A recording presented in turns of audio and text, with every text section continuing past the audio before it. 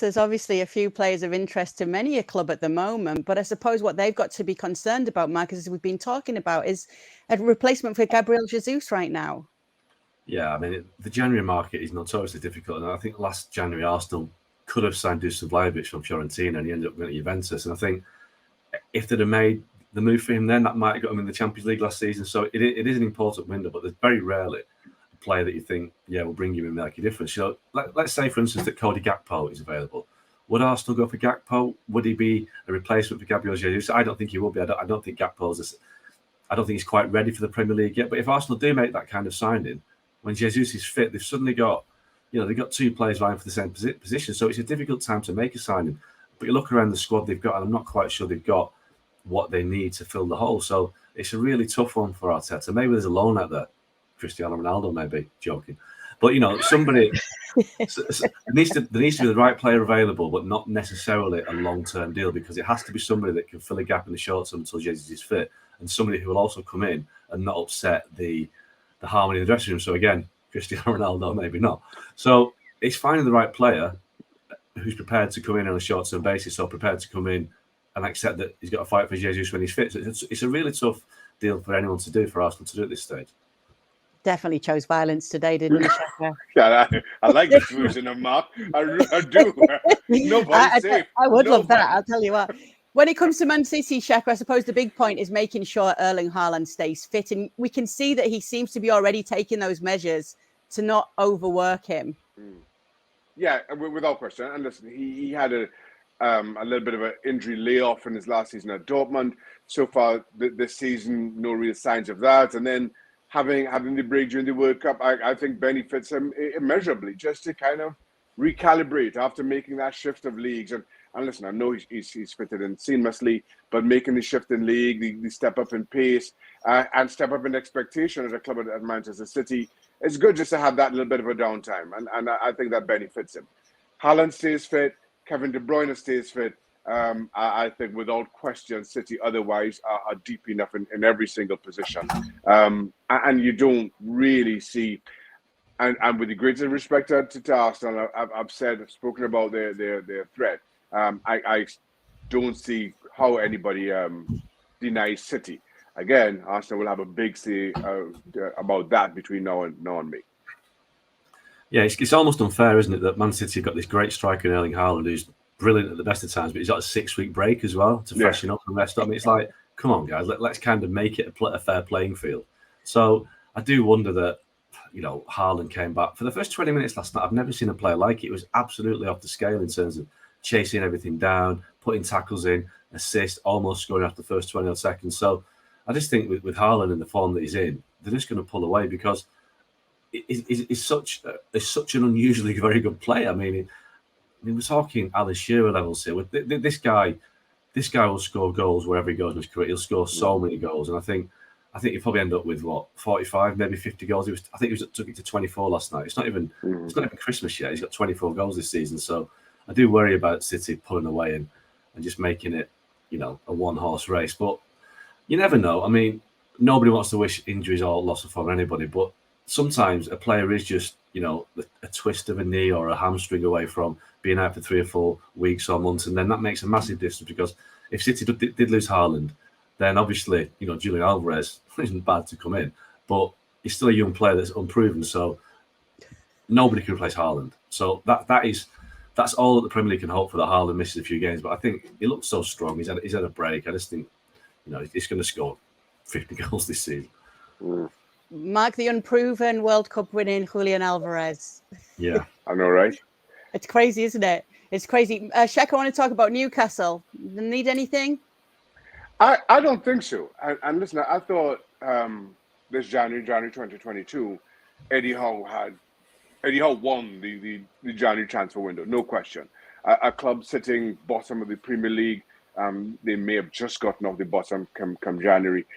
And how do you bring players in when you're staying relegation in the face? Yet he brought in players like Bruno Guimaraes and just totally transformed Newcastle's season, and now the outlook for this one. And Newcastle sitting third in the table.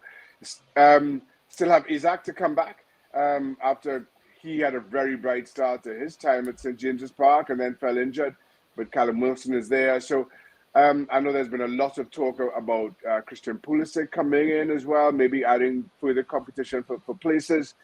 But right now, everybody's playing well. So the only thing you can see is a discussion around Newcastle's depth. But that, I feel, is more a long-term discussion if they qualify for Europe and have to contend with that come next season. But right now, I think things are sitting very nicely indeed. And again, you don't want to upset the balance of not just the team, but the dressing room in a similar way that we were discussing around Arsenal and what they may do this January transfer window. Obviously, loads of players in the World Cup have stood out, Mark. Two of them that many have been talking about are Josko Gvardiol and also Sofian Amrabat. And Spurs have been linked with both of these players. There's always a risk when it comes to signing players off the back of a World Cup, but do you think these two could help strengthen this side?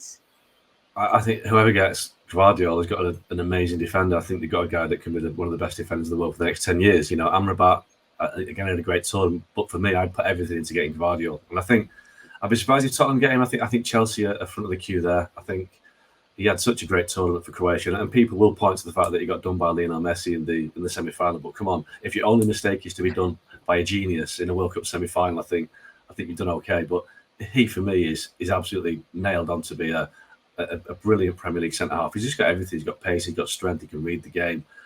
He is the player that's immersed in the World Cup. I'd rather sign a defender at the World Cup than a centre forward or a striker, because I think sometimes if you're banking on players that have a good World Cup in terms of goals, then you know it's a different scenario in an international tournament. But Gvardiol, I just think there's no danger there. I think wherever he goes, he'll be a success. All right. So we want to talk about Manchester United. We can go quite deep on this one as well, because obviously there's players that they're looking to bring in. But one of the interesting things that we've seen of late is the talk about Marcus Rashford. What is the actual latest there, Mark? Because we've seen some great form from him under Erik ten Hag. Obviously did well for England in the World Cup. Then he looked great the other day against Burnley, scored that goal, really nice goal as well. So are they going to trigger that 1 year to keep him on? And are they right to do so? Well, they have triggered the 1 year. That's been done 2 or 3 days ago. I think it was there's 2 or 3 players that have been done, and Rashford is one of them. Yeah, I'm still on the fence with Marcus Rashford. You know, I think it was a great goal against Burnley, but it was against Burnley. You know, let's be honest, the Championship team, and as fantastic as it was, I think the issue with Marcus Rashford is he has that ability to do something spectacular. And to be fair to him, he does score goals in big games. He scored against Liverpool, against the Chelseas. But I want to see it more consistently from Rashford against the teams that aren't quite as glamorous as Liverpool and Man City and Chelsea. I want to see him be the guy that leads the line for Man United and lead, basically is a leader of the team. You know, Cristiano Ronaldo's gone there. They need somebody to be the main guy up front. And I think prior to Ronaldo coming, I think Rashford was growing into that, but he's just had a really bad 18 months. And I think, you know, again, we talk about his performance in the World Cup for England. He scored 2 goals against Wales and a goal against Iran. Let's be honest and say, who does Rashford perform well against? And it's not often the top teams. At least I don't see it often enough. So I want to see Rashford do it consistently for the rest of the season, for the next 6 months, and then United can decide on his contract and whether they should pay him. And it will be a big contract to keep him for the long term. You're probably looking at, you know, if we get to next summer, he'll have 12 months left in his contract. You know, Paris Saint-Germain have made it clear they're interested. You know, Nasser Khalifa, the president, was speaking about in Qatar. So next summer, 12 months in his contract, Man United either have to say, right, we're going to give you a massive new contract for the next 5 years and believe that he's going to deliver, or they can say, look, you know, you've had enough chances now, you're not consistent enough, we're going to move you on. Erik ten Hag likes him, but I think there's better out there than Marcus Rashford. United can do better than Marcus Rashford if they find the right player. So I'm on the fence. I think he's got 6 months to prove that he really does deserve a big new contract at Man United. So just a second. So triggering the 1 year is a win-win for them then, because they get Marcus Rashford in the form that he's in, and they get to decide whether they do give him the big bucks that we hear the reports that he's asking for. Yeah, it's what Man United do. So they have this policy. They give players a 4 or 5 year contract, but within those contracts, they have an option on the club side to trigger for an extra 12 months. So it's just it's to protect the asset, basically. It's to make sure that if they get to the final 12 months of the contract, they can say, look, we'll sell you on. Listen, United haven't done very well at that in the past. They've given extended contracts to players who were never going to play. I mean, Phil Jones had a new contract 2 or 3 years ago. Chris Smalling got a new deal in a similar basis. So United's judgment on extending contracts hasn't been great recently. I think David De Gea, they've got a decision to make on him. He's got 6 months left in his contract. They haven't decided yet whether to trigger an extra 12 months on that. We saw them lose Paul Pogba this summer by not deciding on his contract when they should have done. So United need to learn the lesson. And I think Rashford is a case in point. With Rashford, with Pogba, they sat on their hands and they decided not to offer a contract, and he ran his contract down. Next summer, 2023, is make or break. They either sell Rashford or give him a new deal, because they can't allow him to stay and leave as a free agent in 2024. Shaka, do you agree with what Mark's saying about Marcus Rashford? Yeah, I do. I will disagree with Mark in that I like Marcus Rashford. I think he's an incredible talent. But for whatever reason, to Mark's point, he's been a little bit inconsistent. Started so wonderfully well, and then that form dropped off. And now I think, as Mark's point, now Manchester United have found themselves in a spot not too dissimilar from Paul Pogba. What do you do with him? There are a number of clubs out there who are interested. Do you give him that bumper deal? And if he continues to be inconsistent, it just throws everything about your wage structure and how you bring players in and what those players are asking for. Or do you just let him go on a free and give up on that investment into his services? So they found themselves in a little bit of a pickle in that regard. And I say that oddly for a club like Manchester United, who seem to have gotten those decisions wrong more times than they've got them right. And that to me is bemusing. But if I'm all of a sudden installed as a shareholder in Newcastle United, I'm watching that very carefully, because I have no hesitation in taking Marcus Rashford on. And I say that I use Newcastle as an example only because I played for Newcastle. I don't know, it could be anybody else. Hint, hint, if I'm installed, if I get more of a role at the club, I will take it. Yes, my director services are available for anybody listening. There've been a few other names linked with United, Mark. I just want to run through a few of them. I did have to laugh at Ruud van Nistelrooy saying there comes a time when you can't say no anymore with regards to Cody Gakpo. Obviously, Ruud van Nistelrooy, former Manchester United player, PSV manager. So his name, Gonzalo Ramos, which made me chuckle, saying Eric Ten Hag's interested in Gonzalo Ramos. I thought, oh, really? And then João Felix as well. Are any of these looking realistic? I'm not too sure about Gonzalo Ramos and João Felix. I don't think João Felix fits in, with Bruno Fernandes and Christian Eriksen. I'm not quite sure where João Felix fits in there. And also, he'd come with a big fee, big wages. Cody Gakpo, I think, is the one that's most likely. United tried to get him in the summer. They were very close to agreeing a deal with PSV and with Gakpo to do it, but they decided to go a different route. And I think, he had a good World Cup, Gakpo, but I've spoken to a couple of people who actually scout that part of Europe, and they're not sure about Gakpo. They think that he does need another year, 18 months in the Netherlands, because they make the point that a lot of players have come over from Dutch football, Memphis Depay being one with a big reputation, the next big thing, and then they come to a league like the Premier League. It's too big a step. So they're suggesting maybe going to Germany first and then going to the UK. So, but Man United, can they wait? If they do that with Gakpo, maybe goes to Germany and he does really well, like Haaland did when Haaland left Salzburg for Dortmund. Sometimes you have to put your neck on the line and go for it and say, we're going to back this guy now. But I just don't know about Gakpo. I don't think the problem with United is they've got so many players up front: Rashford, Anthony Martial, Anthony, Jadon Sancho, Anthony Elanga. They're all good players, but none of them are particularly guys you could say they'll give me a 7 or 8 out of 10 every week. And I think Gakpo will be the same. What United need right now is a guy that can come in and be 8 or 9 out of 10, somebody they're going to rely upon to score goals week in, week out. And I think they need to go to the next level. I think Gakpo, another gamble. They can't gamble now, Man United. They need somebody that's ready-made. And I think that's where they need to look. So I hope for United to say that they play the long game. But I think with Gakpo, I think it's a gamble that they don't need to take. I think they can wait for a better striker. Real Madrid have pulled a Shaka Hislop and changed their mind on a player. You may know that Shaka famously changed his mind on who was going to win the World Cup right in the middle of the World Cup. Backed out from Argentina, went for Brazil, and then took Argentina again. He thought I wouldn't remind him of it. I'm never going to let him live it down, at least until the new year anyway. Well, I'm going to have to file an HR report here. Between you and Mark, I've been battered every which way. Goodness. I need to lie down now. Real Madrid have pulled a Shaka Hislop and changed their mind on Jude Bellingham and are set to renew their efforts to sign him. And there is now a feeling that Liverpool would be behind them in any race to secure his signature. Where do you think would be best for him, Shaka? Real Madrid or Liverpool, if he does have the choice?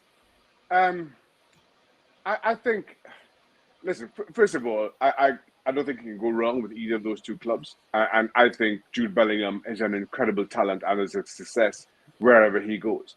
But right now, you look at Real Madrid, you look at who they are and who they continue to prove themselves to be, and how they're reshaping that midfield. Tchouaméni, Camavinga coming in. I mean, Tchouaméni was signed in the summer more as a long-term prospect, and then all of a sudden Casemiro moves to Manchester United. He's thrust in. He finds his feet. He delivers for France in the World Cup as well. And you just think that Jude Bellingham coming in to that midfield to make that the midfield three for the foreseeable future for Real Madrid, I'm not sure you can get much better than that, other than comparing them to the three that they're replacing. So right now, if I'm Bellingham, that's where I'm leaning. Last but not least, we've got Chelsea been linked with Nkunku, and as you mentioned earlier, Mark, Gvardiol. Both of those players could do bits for Chelsea.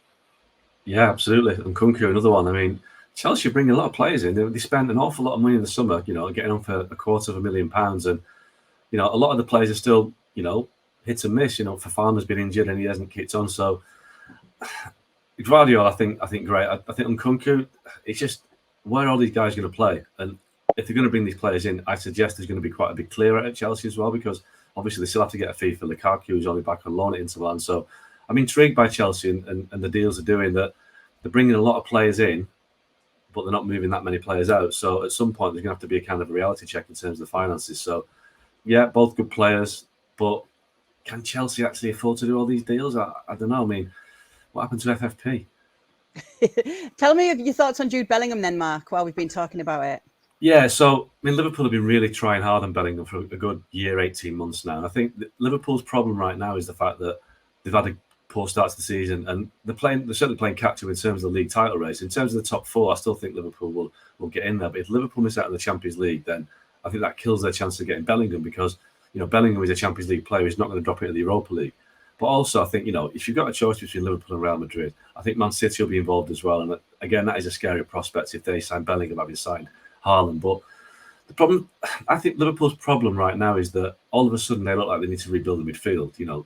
Apart from Fabinho, you've got Jordan Henderson's in his mid-30s, Thiago Alcantara, 30s, James Milner, clearly, he played at right back against City last night. They suddenly look like they need a rebuild in midfield. And does Jude Bellingham want to be part of that rebuild? Or does he want to go to Real Madrid and know that he's going to win big trophies almost every year? Because, Barcelona right now, they're in a transitional period. So in terms of what the right move would be, I think Real Madrid. And Liverpool as well, they've got a situation with their owners. Who are the owners going to be? Will that affect who the manager is?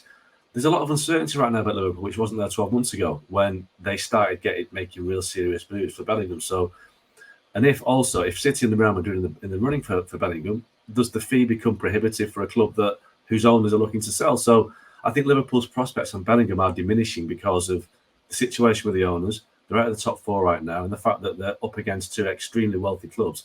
And who knows, if Man United get back in the Champions League, then they'll be interested in Bellingham too. So I think Liverpool might have missed the boat on Bellingham. I think they should have gone in the summer when they had a free run at him. Now I think circumstances might dictate that they might just miss out on him. Well, thank you very much for watching ESPN on YouTube. For more sports highlights and analysis, be sure to download the ESPN app. And for live streaming, premium content, and let's not forget as well, ESPN FC 7 days a week. Subscribe to ESPN Plus.